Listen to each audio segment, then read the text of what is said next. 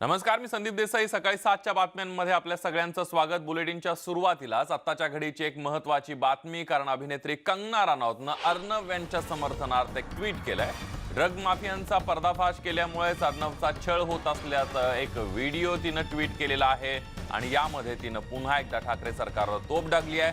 अर्नबला आज जामीन मिळणार का याकडे सगळ्यांचं लक्ष लागले, कारण 3 वाजता हायकोर्टामध्ये अर्नब गोस्वामी यांच्या जामिनावर सुनावणी होणार आहे.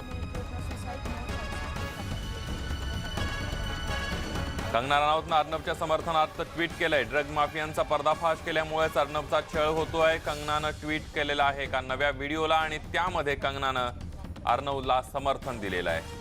या सगळ्याबरोबरच अर्नब गोस्वामी यांना जामीन मिळणार का याकडे सगळ्यांचं लक्ष लागलंय.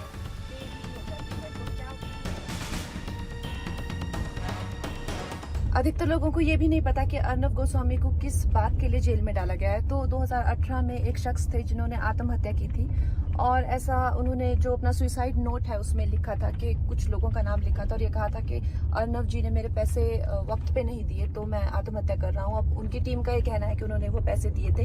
ये तो कोर्ट डिसाइड कर सकता है कि किसी के वक्त पे पैसे ना देने से क्या कोई आत्महत्या कर सकता है। अगर करता है तो ये सही है, अबैटमेंट ऑफ सुसाइड है या नहीं है, किसी कारणवश अगर किसी के पास पैसे हैं या नहीं है, देरी हो जाती है तो क्या वो एक इतना बड़ा जुर्म है कि जिसके लिए ट्रायल हो। ये सब जानते हैं कि ये किस बात की उनको सजा मिल रही है। आज उनको जेल में ले जाया गया और उन्होंने खुद कहा है कि उन्हें टॉर्चर किया जा रहा है।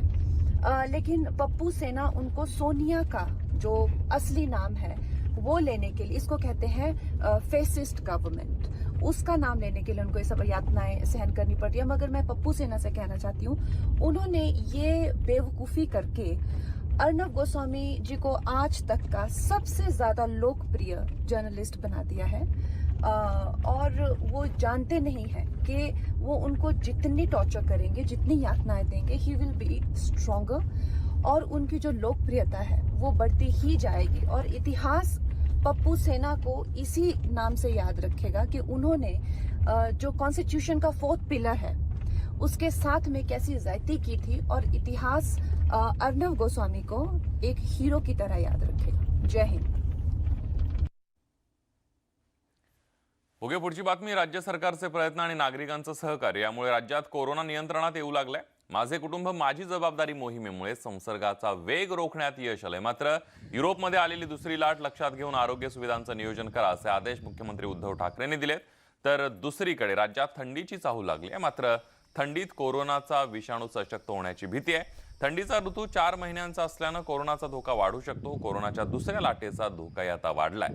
हा धोका भयानक असण्याची शक्यता आहे, कारण दुसऱ्या लाटेमध्ये विषाणू दुप्पट वेगानं हल्ला करतो आणि सर्वात धोकादायक बाब म्हणजे लॉकडाऊन संपल्यापासूनच कोरोनाला रोखण्याचे नियम फारसे पाळले जात नाहीयेत.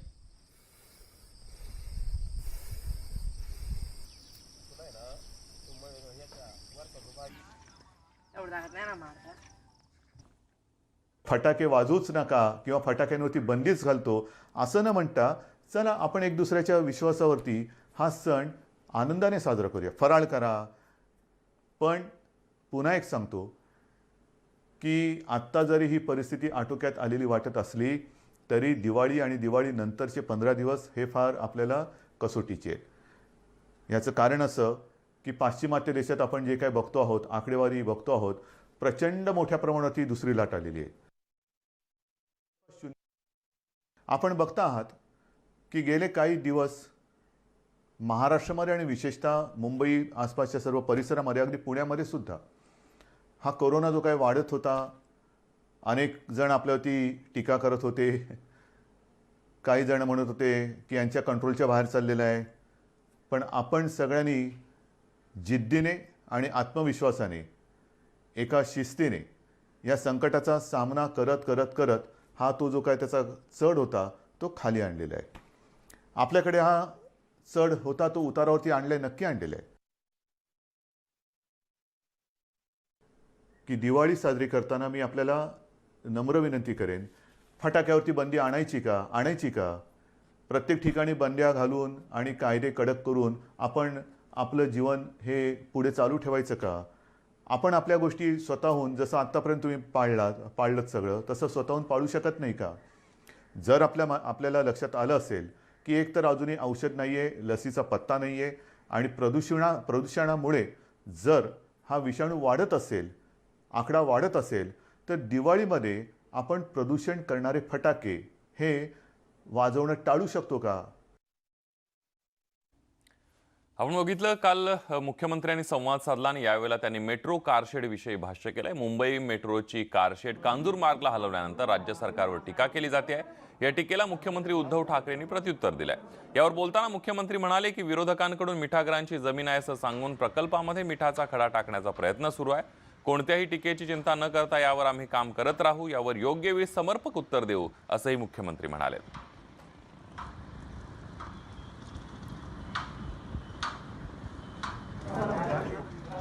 सोमवारी मुंबईमध्ये मेट्रोचं काम, आता मेट्रो म्हटल्यानंतर तुम्हाला माहिती आहे कारशेड, आरेची कारशेड कांजूरला नेली, त्याच्यावरनं टीका, त्याच्यावरती सगळी उत्तरं आपल्याकडे आहेत. व कोणीतरी म्हणालं की ही सॉल्टपॅनची म्हणजे मिठागराची जमीन आहे. हे सगळे जे टीका करतात त्यांना समर्पक उत्तरं देऊ, पण मिठागराची जमीन आहे म्हणणाऱ्याने एक कळत नाही आहे की तुम्ही आमच्या मुंबईकरांच्या प्रोजेक्टमध्ये मिठाचा खडा टाकतात. हा मिठाचा खडा हा त्याचा काय इलाज करायचा तो आहे, पण आम्ही सुद्धा डोळे बंद करून काही कामं करत नाही आहोत. जे मुंबईकरांच्या आणि माझ्या राज्याच्या हिताचं असेल ते टीकेची पर्वा न करता आपण करणार म्हणजे करणारच, कोणत्याही परिस्थितीत करणार आहोत. दरम्यान मुख्यमंत्र्यांच्या संबोधनावर विधान परिषदेचे विरोधी पक्षनेते प्रवीण दरेकर यांनी टीकास्त्र सोडले. मुख्यमंत्र्यांच्या संबोधनात कोणतीही भरीव गोष्ट दिसली नाही, नेहमीप्रमाणे केवळ शब्दांचे बुडबुडी होते अशी टीका प्रवीण दरेकरांनी केली आहे. भावनिक वातावरण करत सहानुभूती मिळवण्याचा प्रयत्न आणि कोरोनाच्या बाबतीत पुन्हा केवळ बोलणं अशा प्रकारचं बोलाचीच कडी बोलाचाच भाग असं सन्माननीय मुख्यमंत्र्यांचं संवाद भाष्य आजच्या संवादातून राज्यातील जनतेला गेलं. तर महाराष्ट्र कोरोनाशी लढा देत असताना महाराष्ट्र द्वेषांनी महाराष्ट्राला बदनाम करण्याचं कारस्थान केलं होतं. महाराष्ट्रात कायदा सुव्यवस्था कोलमडून पडली आहे, अंमली पदार्थांची शेती होते अशी कारस्थानं मोडून तोडून काढल्याचं सुद्धा मुख्यमंत्री म्हणाले.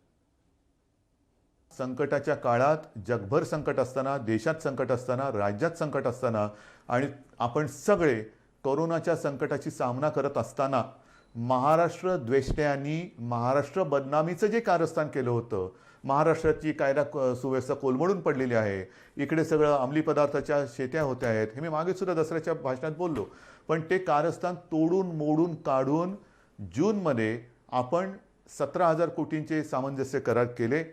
मला त्याच्याबद्दल अभिमान आहे. तर महाराष्ट्र द्वेष करणारे नेमके कोण हे भाषणामध्ये मुख्यमंत्री का सांगत नाहीत? शिखंडीप्रमाणे कोणास तरी पुढे करून भाजपवर अशी टीका करण्याचं काम ठाकरे सरकार करतायत अशी टीका भातखळकरांनी केली आहे. कोणाचंही नाव न घेता महाराष्ट्र द्वेष्ट्यांचा कट उधळून लावला अशी शेखी मुख्यमंत्र्यांनी मिरवणं म्हणजे शिखंडीच्या मागे लपून टीका करण्यासारखं आहे. त्यांनी सरळ सरळ महाराष्ट्र द्वेष्टे कोण आहेत याची नावं घेतली असती तर थोडं अधिक बरं झालं असतं. परंतु कायद्याचा गैरवापर करून लोकांना आपण तुरुंगात टाकतोय, त्यांना मारहाण करतोय, हे न ओळखण्या इतकी महाराष्ट्राची जनता दुधखळी नाहीये. आरे कोल्लीतल्या कारशेडचा निर्णय योग्य वेळेला जनतेला सांगू, मग योग्य वेळ कधी येणार? दरम्यान विरोधकांनी राजकारण न करता कोरोना काळामध्ये महाराष्ट्राच्या प्रगतीसाठी एकत्र यावं असं आवाहन राष्ट्रवादीचे प्रवक्ते महेश तपासे यांनी केलंय.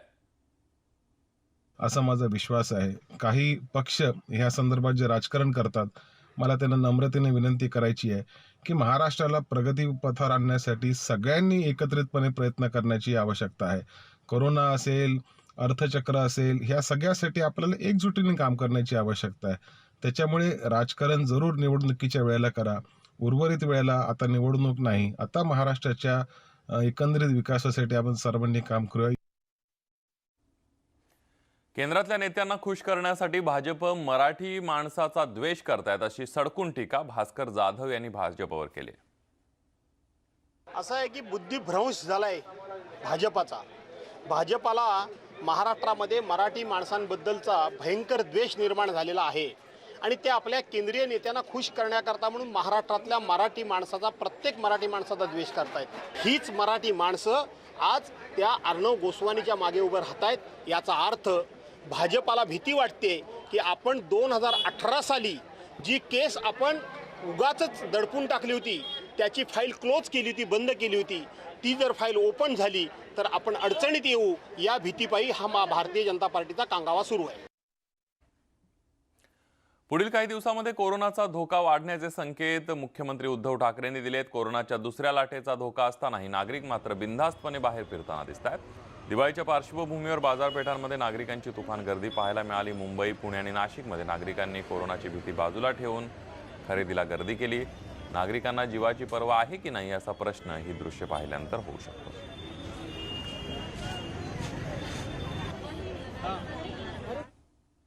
साताऱ्यामध्ये आई माझी काळूबाई या मालिकेचं चित्रीकरण सध्या सुरू असून निर्मात्या अलका कुबल आणि अभिनेत्री प्राजक्ता गायकवाड यांच्यामधील झालेला वाद आता चांगला चर्चेत आलेला आहे।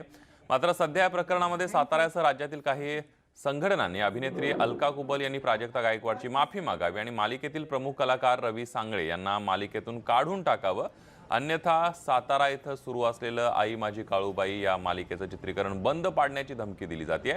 याविषयी अलका कुबल यांनी आणि त्याचबरोबर समीर अठल्ले यांनी आज छत्रपती काल उदयनराजे भोसले यांची भेट घेऊन चित्रीकरणाच्या सेटवर प्राजक्ता गायकवाड यांची वस्तुस्थिती नेमकी काय होती ही माहिती मांडली। दरम्यान या प्रकरणामध्ये उदयनराजेंनी अभिनेत्री प्राजक्ता गायकवाड यांच्यासोबत फोनवरून चर्चा करून हा वाद मिटवावा अशी विनंती केली आहे।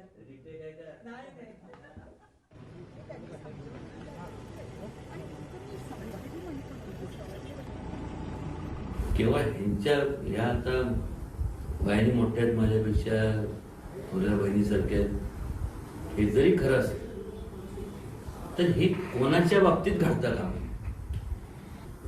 केवळ अलकाताई नाही पण असे कोणी जरी असेल आणि त्यांच्याबद्दल जर त्रास होत असेल तर निश्चितपणे एक नागरिक म्हणून आणि एक मॉरल ड्युटी म्हणून मी त्यांच्यात कधी हात मारा, जी मदत लागेल त्यात कुठेही कमी पडणार नाही।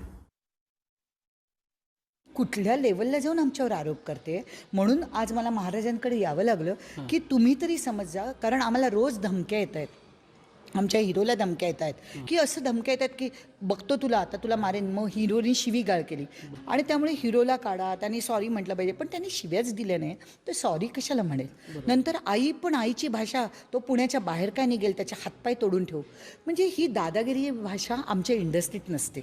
आम्ही जे प्रॉब्लेम्स आहेत ते इंटरनल सॉल्व्ह करतो, हळूहळू राजकारण आणायला लागली। यानंतर बुलेटिनमध्ये एक छोटासा ब्रेक घेऊन पुन्हा परतूया। पहा फक्त न्यूज 18 लोकमत।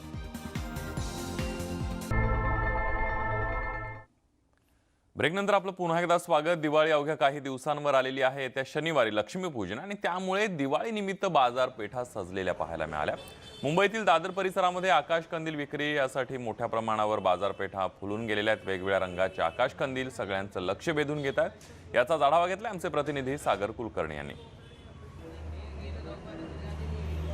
दिवाळी म्हणजे दिव्यांचा सण, अंधाराकडून प्रकाशाकडे वाटचाल असा एक हिंदू धर्मातला सर्वात मोठा सण मानला जातो।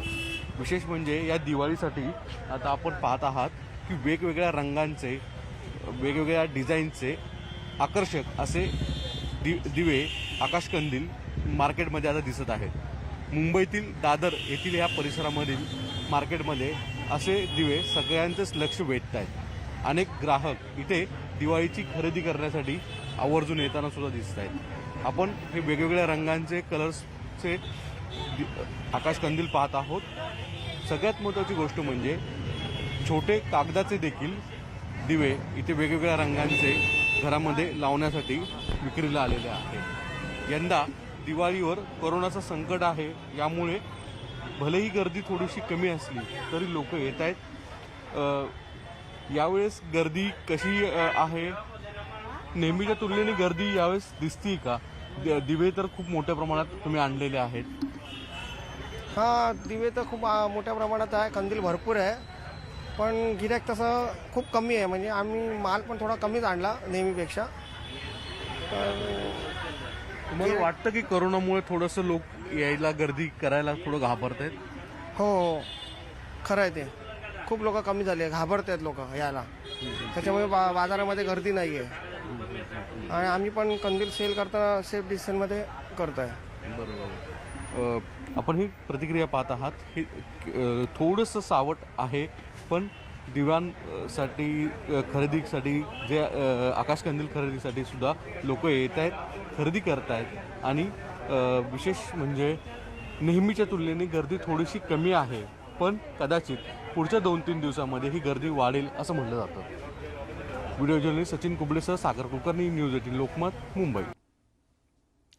यानंतर बुलेटिनमध्ये इथंच थांबूया. ताज्या बातम्यांसाठी पाहत फक्त न्यूज 18 लोकमत.